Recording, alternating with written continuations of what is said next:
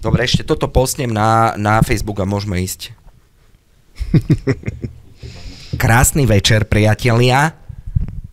Pre tých, čo nás pozeráte v premiére. Ahoj Maškrtky, ahoj Michal. Čaute, čaute.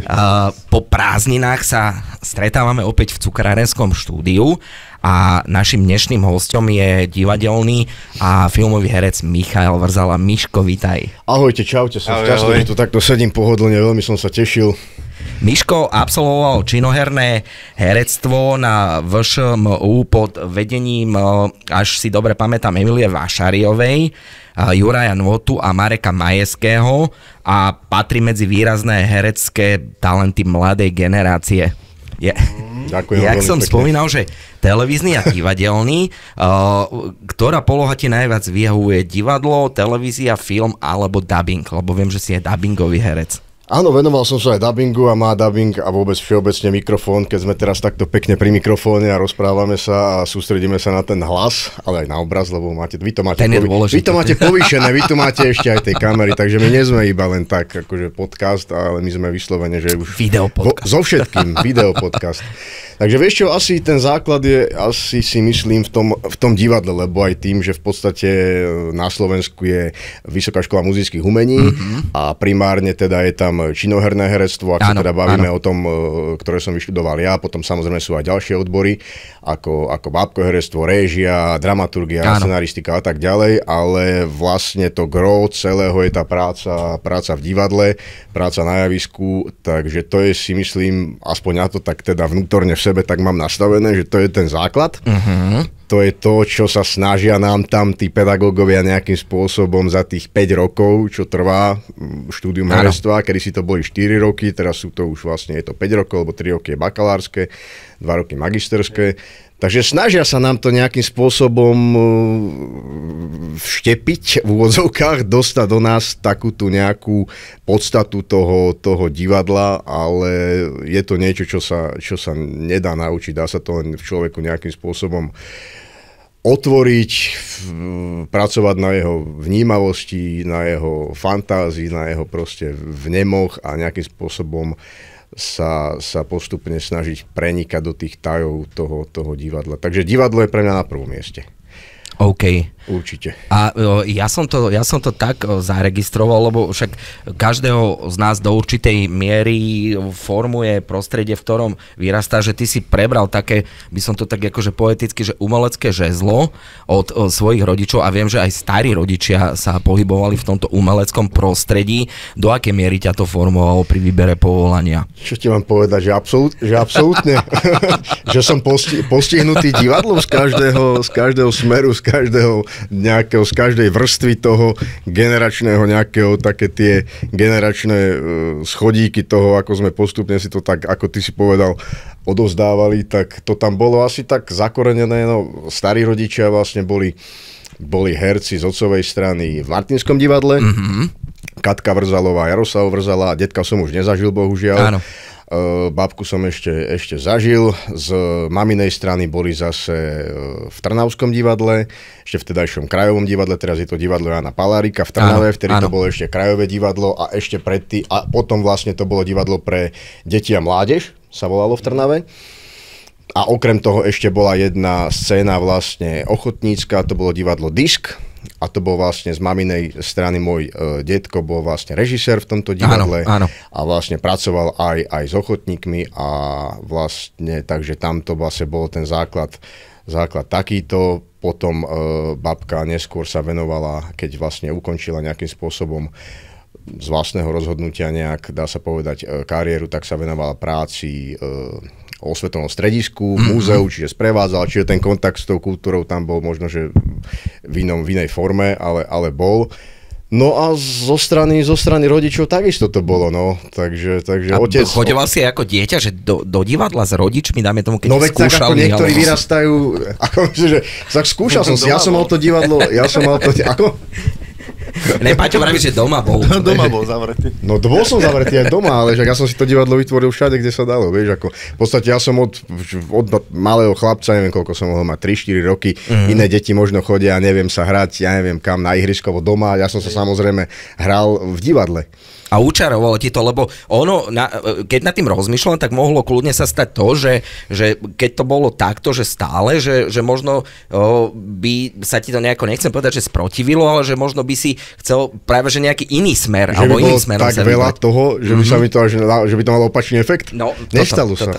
No, takže doma v pyžame pred zrkadlom si cvičil nejakú rolu? Nesvičil som si rolu, vtedy som ešte nejak tak prirodzene to tak nejako, ako ty hovoríš, vnímal to prostredie, že v podstate mama ma brávala na všetky skúšky, na všetky predstavenia. Ešte to bolo vlastne vtedy v Martinskom divadle, lebo ona začínala v Martine vlastne 3 sezóny a potom vlastne prišla až do divadla Andreja Bagara sem do Nitry. A vtedy ešte, keď nastúpila do Martinského divadla mama, tak vtedy tam ešte hrávala aj moja babka. Áno. Katka. A vlastne ja som chodil na tie predstavenia a to boli také naozaj také... Je taký výraz, že mrchavá ťažoba. Mrchavá ťažoba, že nie ešte, že ťa to zaťaží tak akože, že potrebuješ, že zhodiť to zo seba, tú ťarchu a proste všetko, celé tieto, aj celá táto naša, aj Slovenska, my sme taký ten národ, taký trošku, taký, nechcem povedať, že trpiteľský, ale nesieme si také isté... To ešte si tak sofistikovane povedal. Ja to sofistikovane hovorím, ja nechcem akože ja sa vyjadrujem sofistikovane.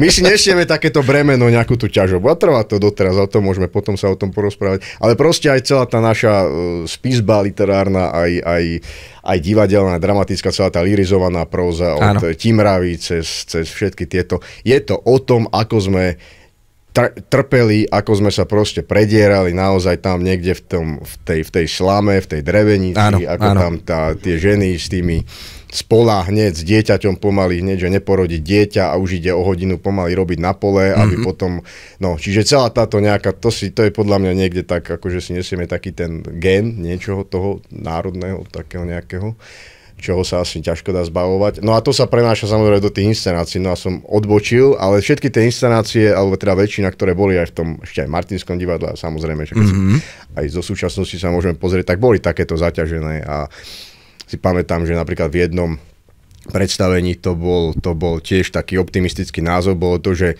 Skon Pala Ročku. Palo Ročka, to bol nejaký, teraz neviem presne. To je taký známy. Tiež nejaký, áno, akože Skon, čiže celé to bolo jeho pohreb. Vlastne, a celá inscenácia veľká, ponurá, ťažká, čierna, ako to sú tieto závesy.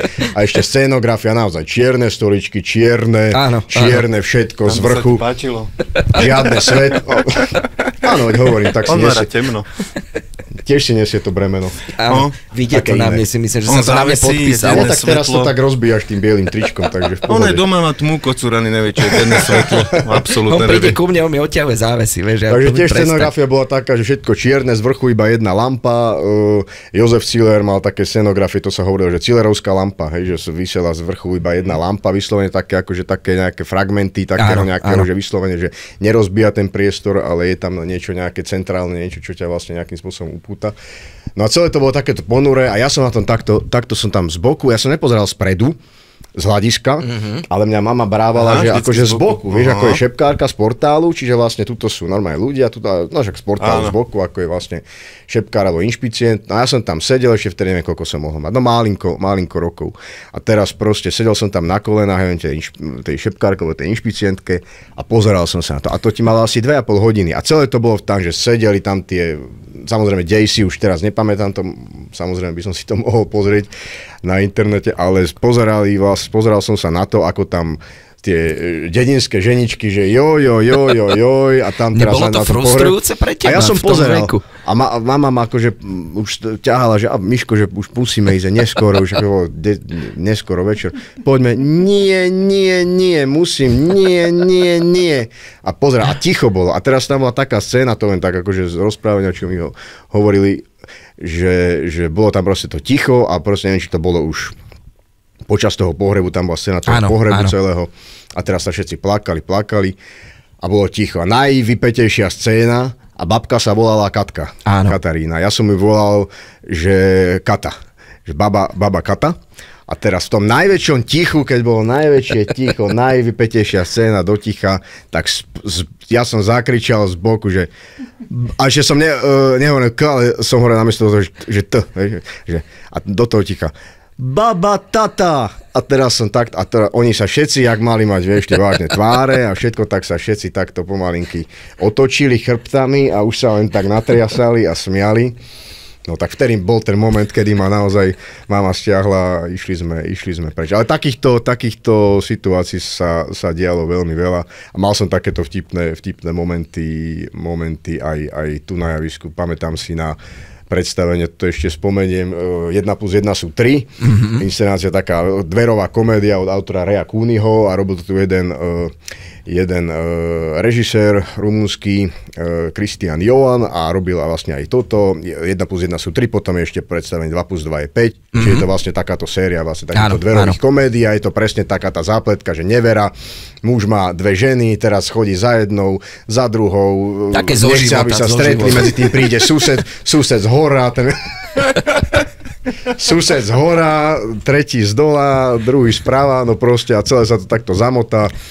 A hľadajú, neviem, či tam stratí sa mu tam, on si vymyslí proste na to, aby proste tú jednu ženu nejakým spôsobom odlákal, alebo proste nepovedal jej pravdu, tak si vymyslí, že má syna, ktorý sa volá Stanley a celý čas ho proste nejakým spôsobom hľadá, potom sa tam do toho zapletie ten sused a proste celé sa to takto otočí. No a celý čas hovorí o tom Stanleym.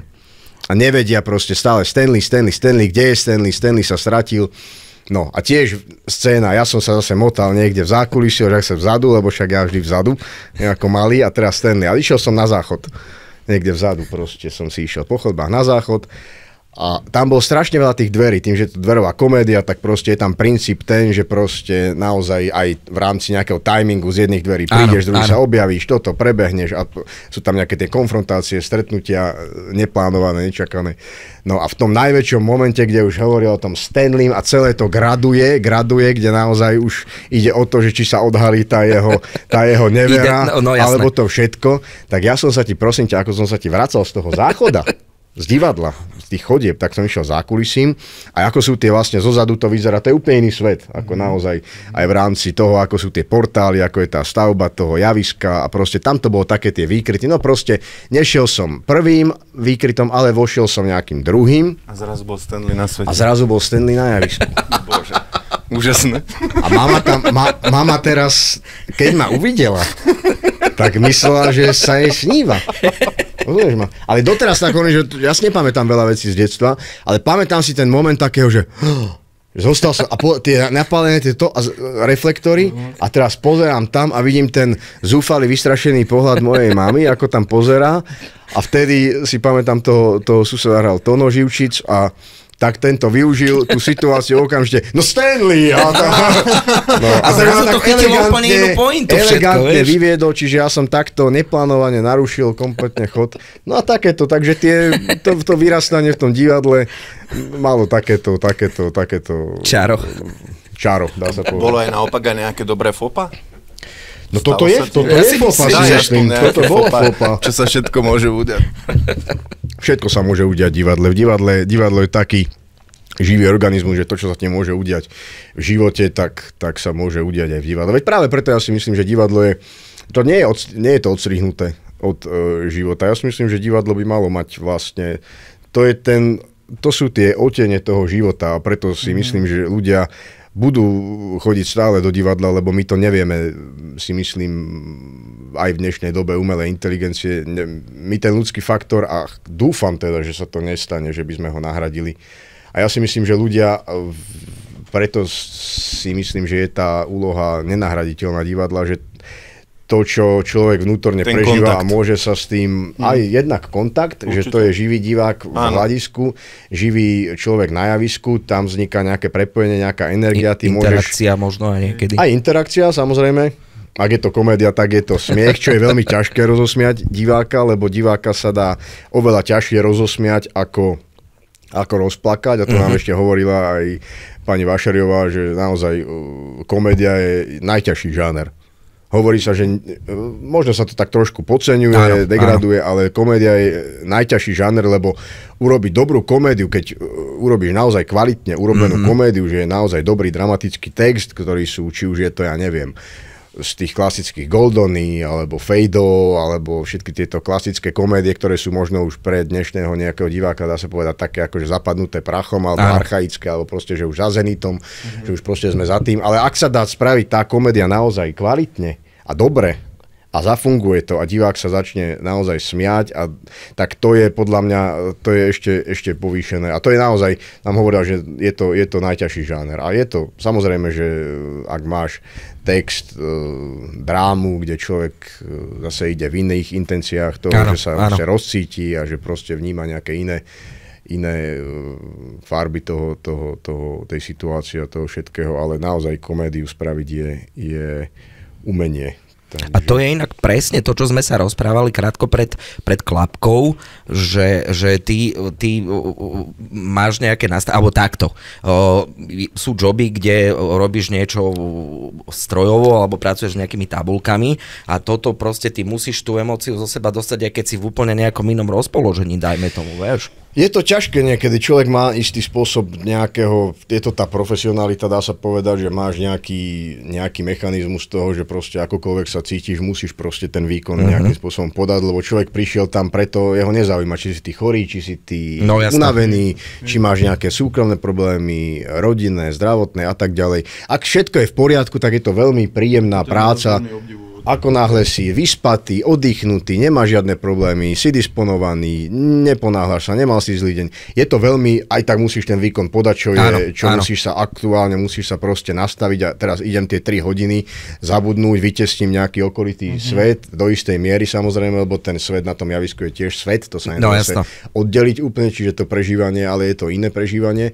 Ale ty naozaj istým spôsobom odložíš ten svoj reálny život a na tie 2-3 hodiny sa musíš maximálne zosústrediť a ten fokus musí byť cielený a musíš sa nejakým spôsobom vedieť.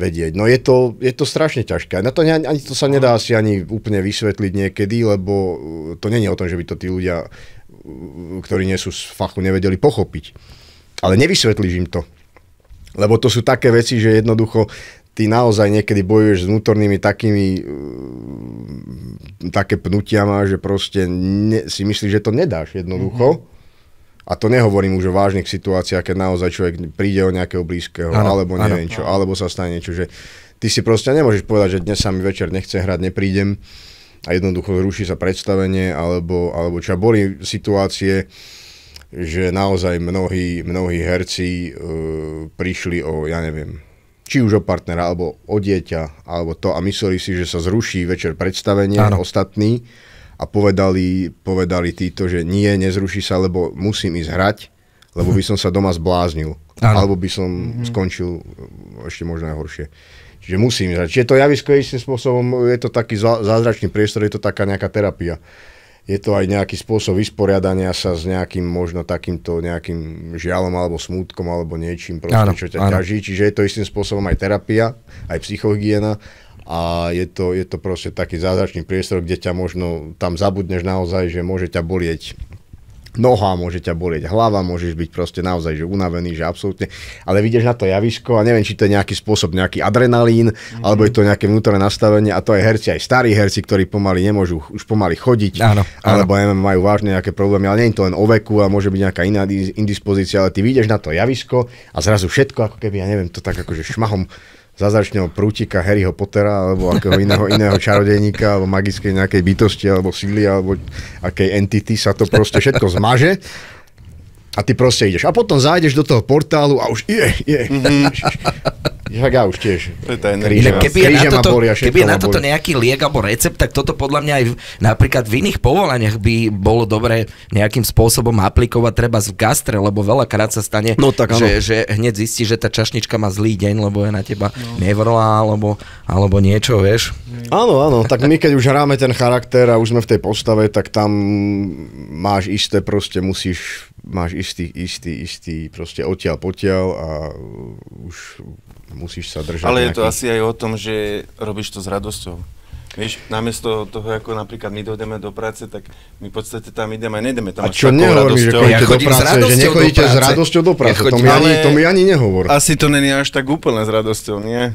Ale veď ja nehovorím... Nás nemá podporiť aká energia, chápeš? Ja napríklad dorobím prácu a mná až ten feedback, že v podstate majiteľia sú spokojní, tak až vtedy má to náplňa, ale ty to máš v podstate súčasť toho, že to vplýva na teba. Ale to je podľa mňa o to náročnejšie pre toho herca, dajme tomu, že to je tak. Tak náročné to je, to priznávam, jasné. Asi každý potrebujeme nejakým spôsobom taký ten, nehovorím teraz, že áno, že aby ti teraz zatlieskali, ani my to nerobíme preto, že chceme ten potlesk. Keď je to veľmi príjemný pocit a naozaj človek na konci, keď tam človek stojí na tom javisku a vidí tých ľudí, ktorí sa usmievajú alebo majú možno naozaj slzu na krajičku, že vidí, že proste niečo sa s nimi stalo, niečo sa pohlo, niečo sa podarilo a to už jedno, či sa im to všeobecne potom povedia, že to predstavenie, že nebolo možno podľa ich nejakých predstav, sa im nepáčilo, ale aj keď je predstavenie podľa nich zlé, ak to tak poviem vyslovene, tak stále ja si myslím, že ten človek si odnesie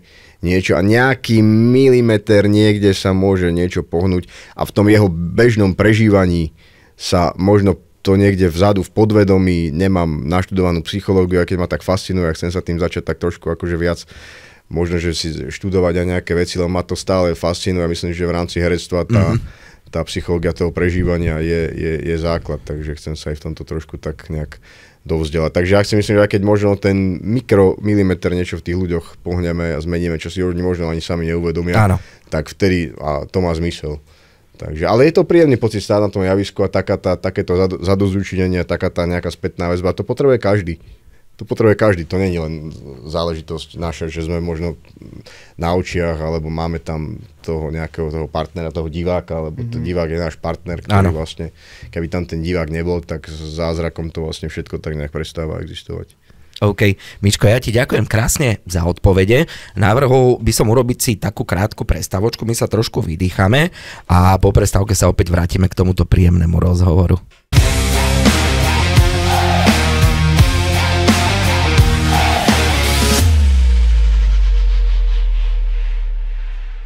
Po krátkej prestávke sa vracame naspäť k rozhovoru s Miškom Vrzalom. Jak si spomínal to detstvo v tom divadle, mňa ešte taká príhoda. Ja som čítal takú vec, neviem, či poznáš talianskeho režiséra Daria Argenta, on režiroval tie giallo horory všelijaké a on má dceru, ktorá je tiež herečka, volá sa myslím, že Eja Argento a ona napríklad má také spomienky na detstvo, že vôňa umelej krvi. Vieš, že on tým, že točil tie horory a ona stále tam bola niekde medzi tými hercami a tými kulisami, tak že vôňa umelej krvi. Že tak má to. Ale divadlo má svoju vôňu. Ako ja cítim napríklad tú vôňu toho divadla, že je to taká tá nejaká zvláštna, neviem, či to je tým drevom tých divadelných dosák, alebo celkovo také, ale je to okrem teda nejakej takej tej špecifickej atmosféry, ale tá vôňa, áno, to funguje, lebo tak ako aj vôňa, aj proste, aj keď prídeš, že cítiš proste, že si tam a je to taký nejaký iný pocit. A ešte napríklad toto staré divadlo, tým, že to je stará budova, vieš. Tak... Hej, tak ja to takisto mám aj tu. Takže presne, ako či už prídem do divadla sem, alebo do veľkej budovy, alebo kdekoľvek, tak, ale to je asi taká to nie je len o tých vôňach a o tých vnemoch, možno keď sa bavíme o tých čuchových, ale celkovo je to taký nejaký atmosféra, ten duch, hovorí sa o duchovi, to taký ten génius loci toho divadla. Je to tam, no fakt, ako sú to veci, ktoré fungujú. A tu je ešte taká pridaná hodnota, keď sa konkrétne bavíme o tomto starom divadlo, že dajme tomu, že vôňa vodnej priekopy, vieš, že to nemáš v každom divadle takúto vec. Tak máme to podchytené aj z dola.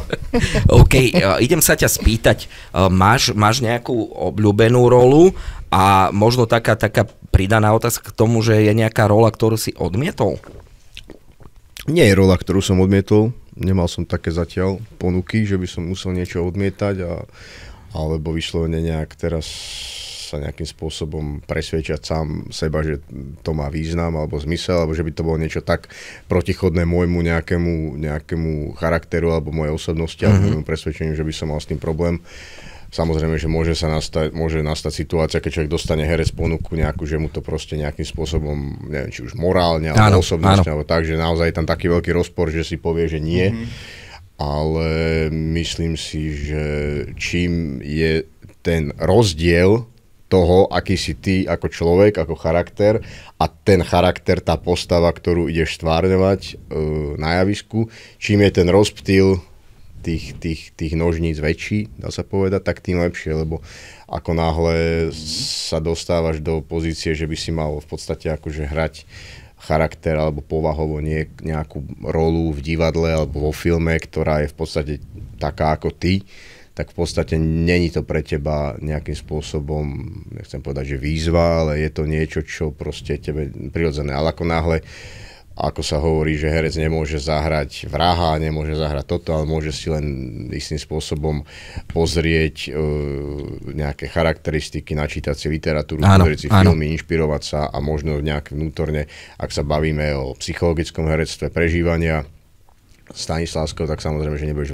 vraždiť na javisku, ale v súčasnosti je práve možno sa dostáva do popredia herectvo takého nejakého brechtovského odstupu, že ty vlastne len ako si v úvodzovkách si len komentátor toho, čo hráš a v podstate akože ty priamo psychologicky neprežívaš tú rolu, ale ty si vlastne len ako keby, poviem to tak akože prenesenie, že ty vlastne nazeráš ako keď cez nejaké sklo na tú svoju postavu a ty ju vlastne akože len stvárňuješ ako zvonka, to je celý vlastne akože ten princíp takého nejakého odstupu od tej role. Ja osobne, ako aj tým, že sme boli vedení pedagógmi, akými sme boli, aj pani Vášariovou, aj Marek Majeský, aj pán Vota, že my sme naozaj sa od toho prvého ročníka, kde začínaš etidami, bezslovné konanie, situácia, ktorá by mala byť zrozumiteľná z bodu A do bodu B, jasná nejaká, mala by tam byť nejaká zmena a nejde tam o text, ale ide tam o to konanie.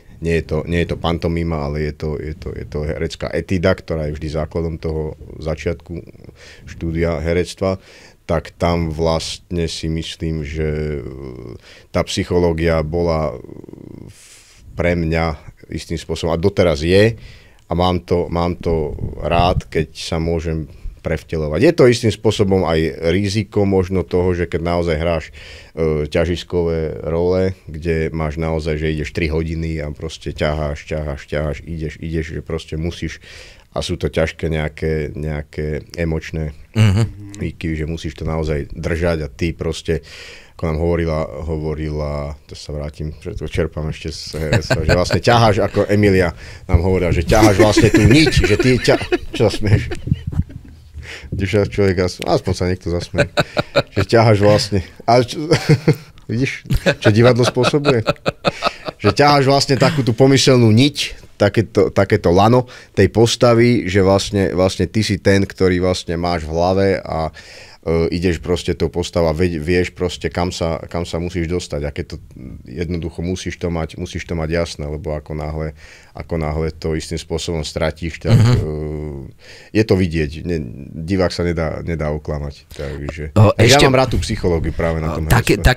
Keď sa na to pozeráme z aspektu toho diváka, tak potom veľakrát sa to deje podľa mňa taká vec, že pri záporných rolách si potom človek spája toho herca s tou možno nepozitívnou rolou a napríklad toto sa deje aj Milanovi Ondrikovi, a keď sa bavíme o filme Černák, v ktorom sa aj ty účinkoval, tak tiež ľudia možno nejak negatívne ho vnímajú práve kvôli tej nejakej postave negatívnej. Ale mňa to tak fascinuje, že ľudia si to dokážu naozaj takto spojiť, či už je to z filmov, z televíznych seriálov, alebo naozaj, že potom, keď reálne toho herca stretnú na ulici, tak proste mu prisudzujú, či už tie negatívne alebo pozitívne, že vy ste ten, ktorý, prečo ste toto spravili? Ale to som nebol ja, to som bol len, a vy ste tam, to ste nemali robiť. A niečo nejaký kolega proste takto nespomínal, že proste vyslovene, že taký atak na ňo vytvoril, že toto ste nemali urobiť. A to ja som neurobil. Ale spomínal si, ešte sa vrátil, lebo som odbočil k tomu, že či je rola, ktorú by som akože vyslovene musel odmietnúť, tak to nie. A aké postavy rád hrám, tak ako som povedal, že je to asi také postavy, ktoré majú takéto bohaté vnútro, nejaké také, kde sa naozaj človek môže tak akože hrabať a trošku tak akože nachádzať, a môže to byť práve aj postava, ktorú som hral vo filme Mickey, tak to je naozaj žáner, ktorý mne absolútne, ako celý tento svet a celá táto proste tento, dá sa povedať, odvrátená stránka nejakej ľudskosti alebo niečoho, že nie je to mne blízke, lebo ja som skôr človek, ktorý ako sa hľadá tie dobré veci a som tak akože snažím sa v tom nastavení ako zotrvať a neviem pochopiť toto, ako aj sa môžeme baviť, či je to niečo, čo by sa malo, o čom by sa malo, ako sme hovorili o Mikulášovi Černákovi a o vzniku tohto filmu, tak boli dva názory, že prečo taký film by mal vzniknúť o takomto človeku a prečo by mal vôbec tento človek mať tú pozornosť a prečo by sme mali o takýchto témach rozprávať, keď ešte ten človek je ešte aj nažive a v podstate sedí vo väzení, odpikáva si ten trest za tie skutky, ktoré spáchal.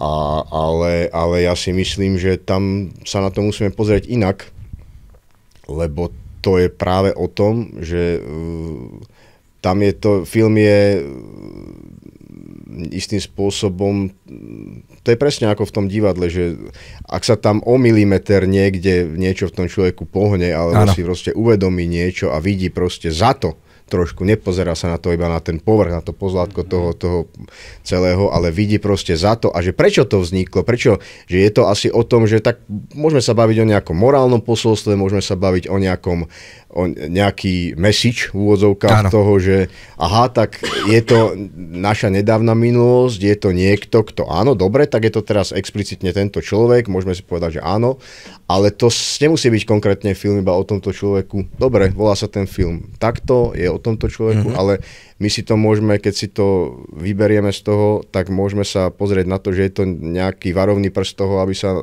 neopakovala tá nedávna minulosť, či vôbec sme už na tej hrane. A to boli temné časy. Na tej hrane toho, že môžeme samozrejme sklznúť. Čiže toto je podľa mňa posolstvo toho filmu, aby sme si proste uvedomili, ale my, akože aj celkovo aj spoločnosť a diváci, ja nechcem povedať, že tá väčšina, lebo to neznie moc slušne, aby som povedal, že tá väčšina, ale proste zoberú hneď toto, to je teraz o tomto a prečo ste to spravili a prečo ste toto urobili a prečo má také, ale teraz sme sa rozprávali konkrétne o tomto filme, ale ja si myslím, že skúsme akože hľadať akože aj tieto, že prečo, ale na druhú, nie hneď zobrať to prvé. A to je myslím, že všeobecne problém nejakého nastavenia, že my okamžite zoberieme ten prvý tú prvú vodu, ten prvý neprečítame si ani článok, nepoznáme ani problematiku, nepoznáme ani ten background, nevieme nemáme naštudované, ale budú si tí ľudia otvárať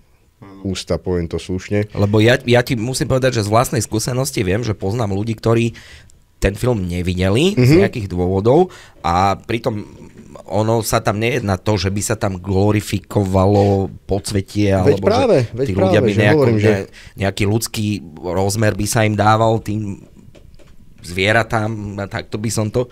Takže... práve hovorím, že hľadajme akože prečo, ale v zmysle trošku sa snažíme preniknúť do podstaty toho, že prečo možno vznikol ten film, alebo iný film, alebo je to divadelné predstavenie, ale skúsme sa na to pozerať vždy tak trošku z takého širšieho kontextu toho, že či nám to má povedať aj niečo viac. Lebo si myslím, že ľudia súdia veľmi veľa, strašne veľa, každý má pocit, že potrebuje o všetkom hovoriť. To u nás celá táto doba, na Slovensku to tak funguje. Celá táto doba priniesla nám pocit, že ľudia sa tak ku všetkému príliš veľa vyjadrujú, ale nech sa vyjadrujú tí, ktorí sú kompetentní sa k tomu vyjadrovať a ktorí majú naštudované. Áno, ja si nemôžem zo svojej pozície dovoliť súdiť rozhodnutie profesorov, rozhodnutie vedcov, rozhodnutie lekárov. Ja si to nemôžem dovoliť. Ja môžem práve si zobrať z toho, že áno, tak je to, mám sa čo naučiť z toho. Alebo si zoberiem takéto, dobre, a idem si to overiť. Či naozaj tieto nejaké tézy alebo tieto vyjadrenia, či platia a čo tomu predchádzalo, aby sa dospelo k takémuto vyjadreniu. A hľadám si, ale my proste, samozrejme, že je to aj spôsob rýchlej doby a toho, že vlastne... Aj tie sociálne siete tomuto pomáhajú podľa mňa, lebo tam má priestor fakt, že každý. Takže toto ma tak ako vnútorne strašne nejakým spôsobom štve, že spoločnosť sa tak akože nejak, akože sa to tak celé nejako vymazalo a tak sa nejak tak ako tá pláva sa v tom presne v takom tom prvotné sa berú sa tie prvotné a hneď sa prvot zobere a hneď sa súdi a hneď sa prichádza do nejakým záverom, ale my absolútne nejdeme do podstaty problému, absolútne nehľadáme, že prečo sa to takto udialo. A to je záležitosť aj súčasného nejakého postavenia, teraz zase sme začali tak vážne, postavenia... Neboj sa, za chvíľočku odľahčíme. Kultúry, akože všeobecne, že ja som z toho ja som vždy, akože ako som aj hovoril, že sa snažím zachovávať a byť optimistom, ale ja som z toho strašne sklesnutý a strašne nahnevaný, strašne frustrovaný, ja som šťastný, že ešte robím túto prácu, ktorú robím, lebo tá práca ma drží a že ju mám rád. Áno. Ale keby som tú prácu, že ešte vyslovene chodím do tej práce s nechuťou a ešte vnímam toto celé to kydanie, celé aj skrz tej sociálnej siete, aj všetko, že tak ja neviem, asi by som sa naozaj z toho zbláznil, lebo je mi smutno, že kde sa to berie taká tá frustrácia, ten hnev, taký ten akože to súdenie. A nehovorím teraz o nás, o hercoch, o umelcoch, ale to je všeobecne, ako som presne hovoril, že ako si to vôbec môžeme dovoliť. Ale ja si práve myslím, že keď sa s tými ľuďmi by si sa stretol naozaj reálne takto tvárou v tvár, ako sedíme, tak oni by sa správali úplne inak. Jasné.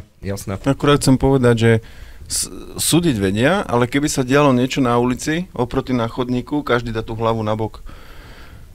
Vieš, v ten moment tú hlavu dá nabok. Nebude súdiť, zrazu sa ho to nebude nič týkať. Je to taký paradox na tých ľuďoch, hej. My sme robili v Žilinskom divadle inscenáciu s umeleckým šéfom Eduardom Kudláčom, volalo sa to, že toto je stred Európy, moja dráha, čo je jeden citát, alebo teda replika z filmu Martina Šulíka, Všetko, čo mám rád, z 90. rokov a bolo to vlastne taká, chceli sme tak trošku akože byť taký kritický, samozrejme k tej politickej situácii, chceli sme tak akože ťať do živého a chceli sme si zobrať na paška, teda proste, že celú vládnu garnitúru, toto všetko. Potom sme tak začali nejak akože sa rozmýšľať, že by sme sa nechceli iba sústrediť iba na tú politiku a na tento aspekt spoločnosti, ktorý je takým, akým je. Ale každý sme si mali vybrať nejakú tému, čo nás akože buď fascinuje, alebo štve, alebo proste... Teraz by som mal akože nadávať, hej? Teraz sú tie momenty, keď som nadávať. Mne to ani nejde. Môžem akorát povedať, že čo na Slovensku a proste všeobecne. Každý si vybral taký nejaký bizár, či už je to, ja neviem, všetky tieto dezinfo, chemtrails a ja neviem, všetky tieto, ja neviem, liekové a takéto veci a dejiny nejakého vzniku národa a neviem, čo ja som tak rozmýšľal, čo by som... Áno, aj to všetko.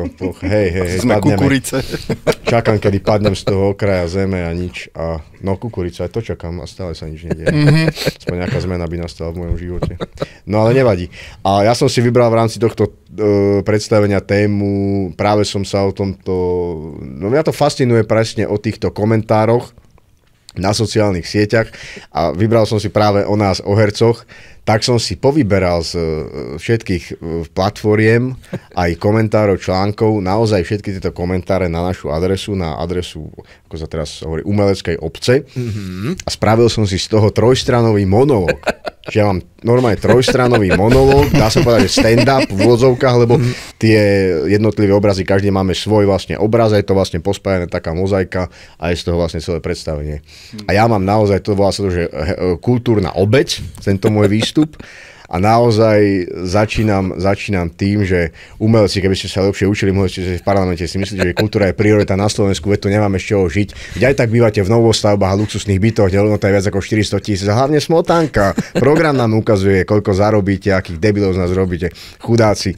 A takto, darmožráči. 3-krát do roka si to užíva dovolenku, ale nie v Mederi. Ale vonku. Dovolenkových hrajev, darebáci. Nech idú všetci herci na stavbu, alebo nech idú rovno do... No. 3-krát do roka, no. Takže 3-krát do roka si užívame a z tohto mám naozaj v tomto duchu tento monológ. A ľudia sa smejú, ľudia sa bavia, ľudia sú tak ako... Ale... A to je naozaj, že nenapísal som si to, ale vytvoril som si to všetko iba z týchto komentárov. Takže to ma vždy tak ako fascinuje, taká tá odvrátená stránka, ale neviem, kde sa to berie v ľuďoch. Lebo naozaj Ja verím, že ľudia vidia tých pár ľudí, ktorí sú možno častejšie na obrazovke. Možno závisť. Vidia taký ten, akože áno, a teraz všetci sme tak, a potom vidia tých pár, ktorí sa tam niekde privezú na nejaké akcie v drahých autách, s drahými kabelkami, v drahom oblečení a majú pocit, že teraz všetci sme takto a nevieme čo od dobroty.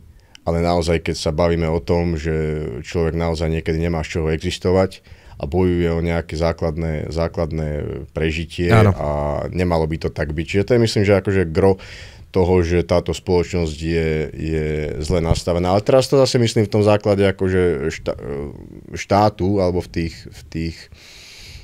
tých základoch, že niekde sa tam stáva chyba, že to, pokiaľ my sa budeme tváriť, že netreba investovať do kultúry, do vzdelania, že to je nejaký taký doplnok. Áno. Že niekde to tam je, ale to sa odzrkadlí potom vo všetkých aspektoch vrstvách spoločnosti a práve sa to odzrkadlí potom v týchto názoroch a v tomto nastavení.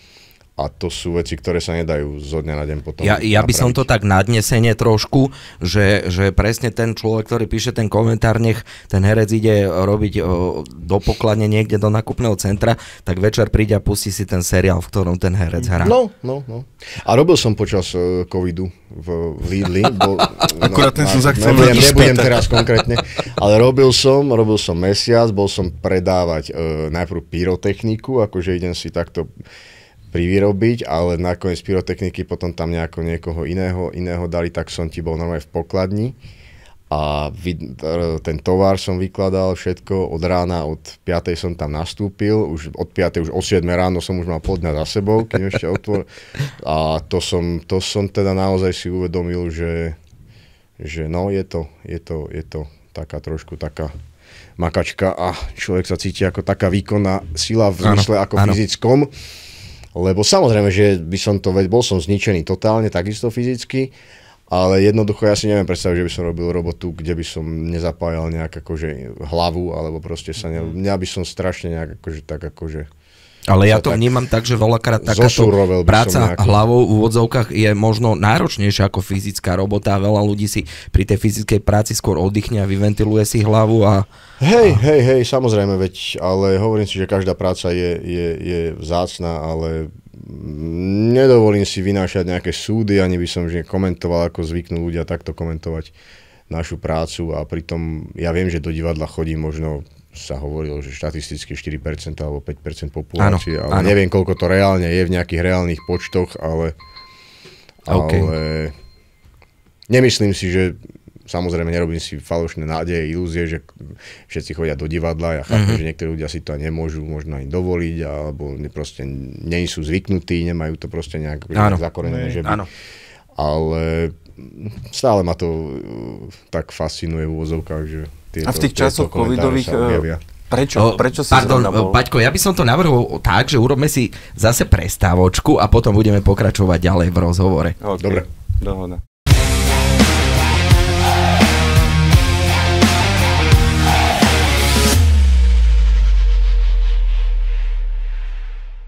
Po prestávke sa opäť vraciame k rozhovoru a ja mám na teba takú možno aj, že jemne bulvárnu otázku, lebo však ja som presvedčený o tom, neviem, ale tak predpokladám, že počas tých natáčaní, či sa už jedná o filmové natáčania, alebo možno počas skúšok sa dejú aj také všelijaké, že vtipné príhody, alebo možno niekedy aj bizarné a možno aj počas tých predstavení. Máš aj takúto skúsenosť?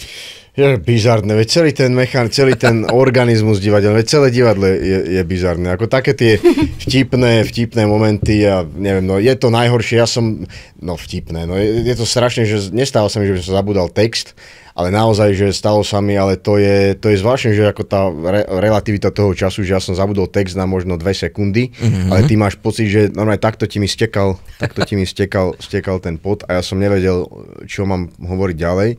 A potom som sa chytil, chvála Bohu, ale to je naozaj, to je herecká smrť. A také, že keď náhodou padne facka, netrafíš sa, tak to akože to sa mi stáva. A čo ja viem, no tak mali sme také. No ja sa bojím tých divadelných úrazov, lebo to človek má, akože naozaj minule sme hrali predstavenie a tiež, jak tam je ten ťah zavesený, tak zrazu to zletelo celé dole a padlo to ešte, že mám také, že mám na sebe všetky tie kostýmy a toto všetko, že to tak stlmilo. Ale nemám také vyslovene, že by som zatiaľ sa mi nestal taký nejaký bizar. A robíte si aj niečo, že kolegovia medzi sebou, že nejaké náschvaly, že niečo nachystáš ty na kolegu? Ešte, keď je niekto otočený tvárou, že sa proste, ty máš teraz ťažký monológ alebo niečo a pozerajú na teba a máme takých prajných kolegov niektorých, že proste kľudne môžeme menovať. Uškiera sa na teba, jak toto a ty tam máš vnútorne ťažké porivy psychické, psychologické. Včera som mal morálne predstavenie o tom, že čo je to pravda a mali sme takú inscenáciu umelej inteligencie, celá inscenácia bola napísaná pomocou umelej inteligencie a na konci mám také ťažké tiež morálne posolstvo o tom, že proste ako je to akože o takom detektívna stane sa vražda, traja detektívy vyšetrujú a ja som teraz vlastne akože tiež jeden z nich, ktorý príde s novými dôkazmi a na konci už nevedia, ako to majú vyriešiť, nevedia, kto je vrah, tak chcú podsunúť falošný dôkaz a im potom nakoniec teda morálne hovorím, že ak máme byť nositeľmi tej pravdy, tak nemôžeme takéto niečo nemorálne urobiť, lebo potom čo je tá pravda, že pre každého je pravda niečo iné a že musíme, tiež vám takéto, tak umelá inteligencia napísala takéto posolstvo a tiež kolegovi bolo niečo na mne vtipné, tak sa nejak tváril. Celý čas pozeral tak nejak zvláštnym smerom a nemohol som sa na neho pozrieť, lebo raz som sa na neho pozrel a už bolo zle. Ale to je zvláštne, že ty nemôžeš sa potom na toho človeka pozrieť. Lebo ty jednoducho ty to nevieš jednoducho ovplyvniť. A proste dostaneš, to sa tak hovorí, že herecká buksa, dostaneš buksu, to je ten moment toho, že jednoducho ty vždy, už keď cítiš, že sa blížiš k tomu momentu, alebo keď niečo skúšate, a presne sme mali takéto, že blížiš sa už k tomu momentu a tam proste vieš, že tam to nezvládneš, proste začneš sa smiať a nedáš to a proste to nejde. Jednoducho, tam nepomáha nič sa nejak akože rozpílovať alebo čo. Tam sa v komédii ale keď hráš drámu alebo... No veď hovorím, že tam sa to absolútne nedá. Takže a ešte keď dostaneš sa do takej situácie, že hráš v viazanom nejakom verši alebo v nejakom texte, kde si nemáš ako náhle zabudneš, tak tam naozaj len prosiť Pána Boha o zľutovanie sa, alebo toho diváka, alebo niekoho. Takže. Ale tak na skúškach to je úplne iný svet, akože celá tá tvorba je taká, to by mali podľa mňa diváci vidieť a mali by tam akože prísť do tej kuchyne úvodzovka herecké, lebo tam potom neviem, či by aj na to predstavenie reálne prišli. Ale to by mali, normálne by mali predávať akože naozaj listky, akože tvorivý, celý tvorivý a skúšovný proces, ktorý trvá v priemere tých 6 týždňov a mali by akože, to by boli,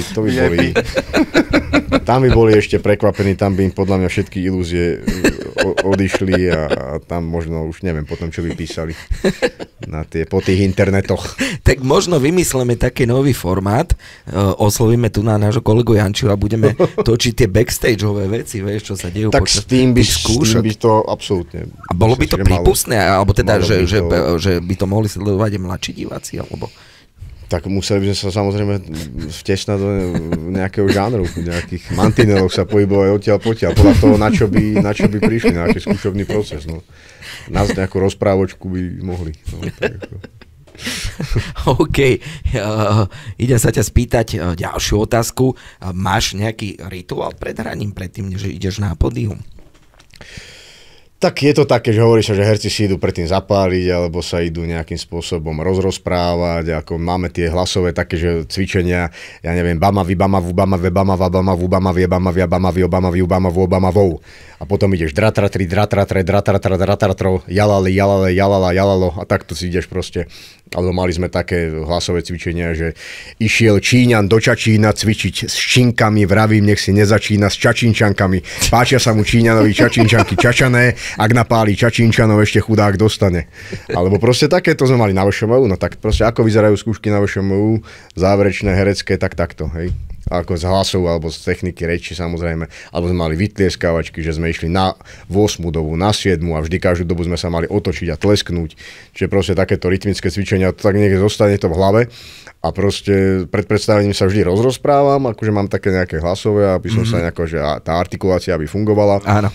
Alebo že ako sa máš rozprávať, že máš si napríklad jeden z takých cvičení, že si dáš korkový štupel z vína, samozrejme to víno pred predstavením si nemôžeš dať, tak si dáš korkový štupel medzi zuby, aby si mal ten pocit, že tá artikulácia, vlastne to otváranie úst, aby človek nerozprával. Áno. Proste nejakým spôsobom. Takže žiadne vykročenie ľavou nohou. No tak hlavné je podľa mňa vykročiť. Prežehnať sa môžeš, ale či ti to pomôže, to je otázne potom už. Ako to nastavenie vnútorné má každý svoje, ale mám také vyslovene, že dať si takých tých pár minút takého zosústredenia, nastavenia, uvedomenia si vôbec toho, že čo sa ide v ten večer alebo niekedy aj do obedie diať a podľa mňa každý má také nejaké svoje rituály, ale hovorím, že fajčiť nefajčím, mal som obdobie a sem tam som si zapálil, potom teraz mám zase obdobie, že nič. Tak sa tak nejak rozhýbem celý a snažím sa tak nejako sám so sebou nejak sa zosústrediť. Texty si niekedy zopakujem, niekedy si to len tak v hlave prejdem, niekedy pobehujeme so scenárom, že mám taký pocit, že niekedy sa do toho scenáru ani nepozriem, ale ten scenár si musím to je tiež také zvláštne, že zoberiem si ho hore na javisko, ten scenár, mám ho tam položený, ale nepozriem sa do neho. Ale proste mám ten pocit, že ho tam mám, že proste ten psychologický nejaký taký moment, ale hovorím, že okrem týchto pár momentov, kedy som mal nejaké také, že mi niečo vypadlo, tak dá sa psychicky nejako vyhorieť? Samozrejme, že sa dá vyhorieť psychicky. Že po nejakej náročnej roli?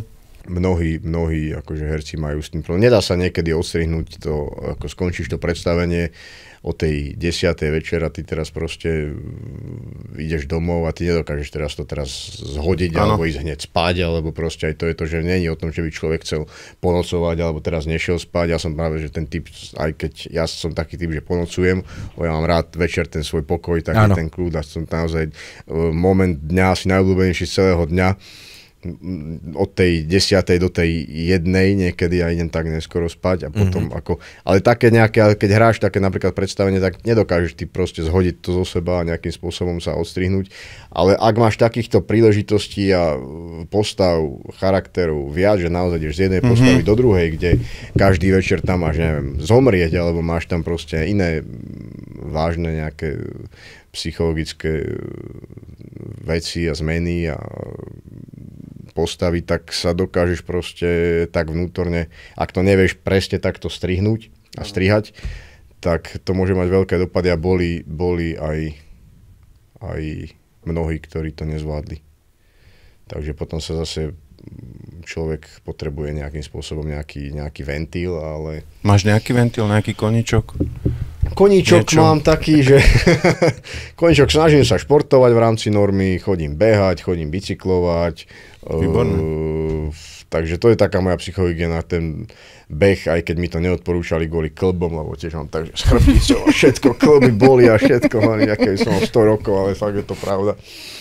Takže hovorím, že to mi neodporúčali. Ja mám to tak rád, že keď som si kúpil tenisky dobré, aby mi tie klby tak netrpeli.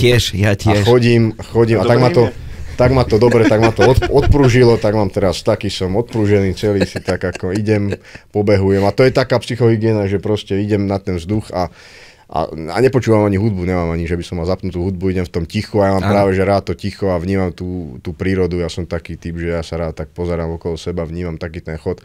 Ale neviem, ako prečo ľudia v dnešnej dobe sa nevedia tak ako nejak zastaviť a normálne, že ja nemám výčitky svedomia, že ja si sadnem a nič teraz nerobím. Nehovorím, že teraz bezducho ťukať do telefónu a jedno reelskou za druhým a scrollovať, lebo to ťa vnútorne, ako neviem, ako naozaj človek upadne do takého... To normálne cítiš, že ti klesajú tie body IQ. To ti berie, absolútne, to ti berie energiu, to nehovorím, že ja to nerobím niekedy, ale to ti berie, no tak o čase samozrejme, že to je čas, ktorý ti nikto nevráti a dá sa ho využiť úplne inak, ale to si človek musí uvedomiť každý sám. Ale že ja sa rád naozaj sadnem si a na chalupu napríklad prídem, čo máme v tak dedinke pri Martine, takže ja som takto aj v Žiline, že odbehnem si a tak vám že idem pokosiť celý dvor, pokosím. To je tá fyzická práca, čo sme sa bavili, že niekedy tú psychickú robotu, alebo teda tú fyzickú, máš jak taký ventil. Áno, toto je ventil, ale to, že vykladám tie krabice alebo niečo, by som mal takúto manuálnu robotu, tak to je fyzická tiež robota, ale tam ťa to naopak, tam samozrejme, že to uberá úplne. Ale tak toto je taký môj ventil, že pobyt vonku a fyzická aktivita, lebo nemám také momentálne, ako že by som mal vyslovene postavy, ktoré by boli také, mám veľmi obľúbenú moju postavu v Anne Karenine, čo sme robili predstavenie v režii Mariana Amslera, takú dramatizáciu známeho románu Anny Kareniny od jedného nemeckého autora, Armina Petrasa, ktorý práve prepísal tú Annu Kareninu a z tých vyše 1000 strán spravil taký výcud, ale sústredil sa na 7 hlavných postav a postavu Levina, ktorý vlastne dá sa povedať takým alter egom alebo zosobnením autora Tolstoja, ktorý vlastne tak projektoval vlastne seba a je tam vlastne aj celý príbeh toho, ako nakoniec si vlastne zoberie Kitty, ktorá ho najprv nechce, ktorá je zamilovaná do Vronského, ktorý nakoniec skončí s Kareninou, ktorá sa kvôli nemu zabije a teda Kitty si potom uvedomí, že ona síce nachádza to šťastie v tom Levinovi, aj keď nebol to jej vysnívaný muž.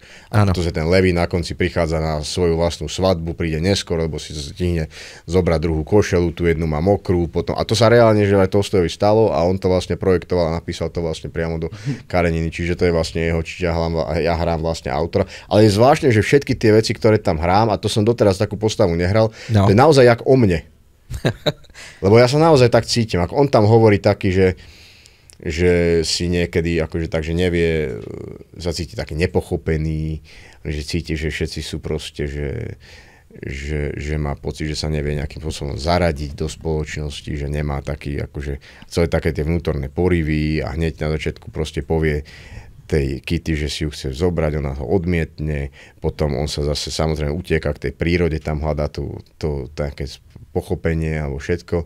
Také zvláštne paralely, že ma to tak ako, to je naozaj postava, ktorú rád hrám, takže to mi bude ľúto, keď to budeme dernierovať, keď to bude mať. A to je predstavenie, ktoré máš v Žilinskom divadle? To je predstavenie v Žilinskom divadle a teraz som členom súboru Starého divadla Karola Spíšaka v Nitre, tu som preobsadil 2 krásne inscenácie.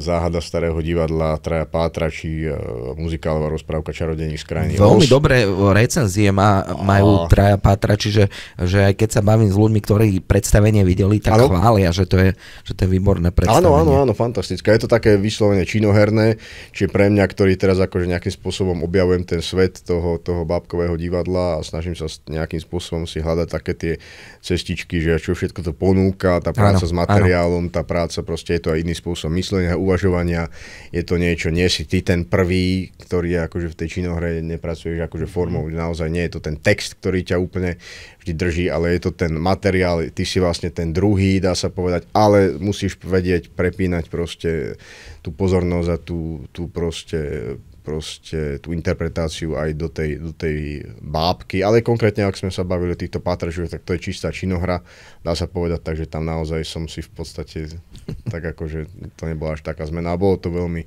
náročné, ale veľmi rád to hrám. Takže každý máme svoje také, potrebuje každý mať nejaký ten ventil, takže pre mňa je to tá príroda. Okay. Bojuješ aj s trémou? Mávaš trému? Áno, mám trému. Ja sa trasiem celý pred predstavením. Nepôsobíš som tak. Taký... Nepôsobím tak? Nie? Som. Hlavne žalúdok mi robí také zvláštne veci. Také krče mám, skrúca mi brucho, taký som celý. A potom to nejako tak, akože ako tiež mám také, že tie dýchové nejaké cvičenia, že proste vydýchať, do bránice musíš dýchať, musíš sa proste akože nejakým spôsobom tak ako to pustiť, ale to je asi taká tá miera tej zodpovednosti a keď je človek akože ja som si nikdy nedovolil prísť nejaké akože nepripravený, alebo že by som mal ten pocit, že však nejak to dám. Že naozaj ja sa snažím vždy pripraviť. Inak to mi pripomenulo mňa pred natáčaniami treba z Harveyho kavárne, že na poslednú chvíľu sa pripravujem, alebo set otázok mám tak, že z predchádzajúcej relácie len preškrtnem hostia, dám nového, vieš, takže ja skôr tak zase neprofesionálne k tomu pristupujem. Ale je to lepšie niekedy je to lepšie, taká tá prílišná príprava, alebo taká tá miera také tej zodpovednosti tiež to nie je väčšinou dobre, lebo ako treba tak akože ten balans sa chovať. Udržať presne tak. Tak, jak v živote. Mám na teba ešte takú otázku, ktorú mám veľmi rada, ja ju akože opakovane dávam svojim hosťom a hostkám. Ty ako herec máš nejaké filmové guilty pleasure, čo sa týka, dajme tomu, filmov, že niečo, že čím sa nechváliš, že to pozeráš, trebárs? Vieš čo, nemám.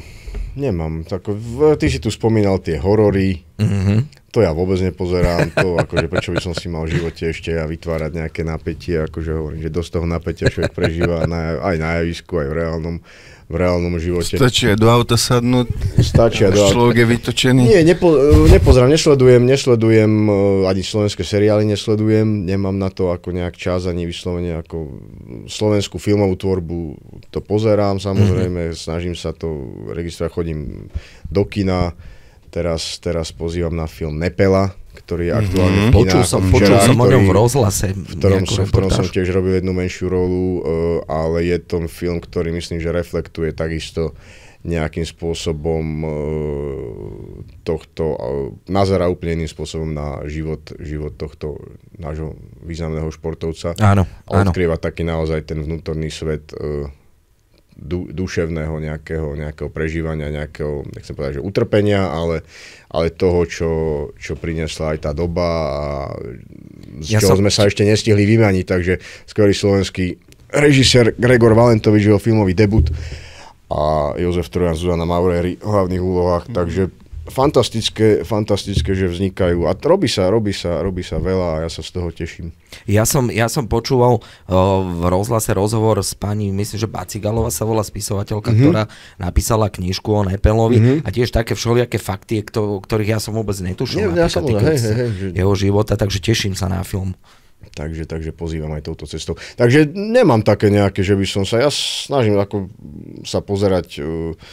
Nemám rád mainstream nejaký v zmysle, akože taký ten, vieš ako to myslím, taký ten bulvárny vyslovene mainstream, alebo také tie, ja neviem, alebo také tie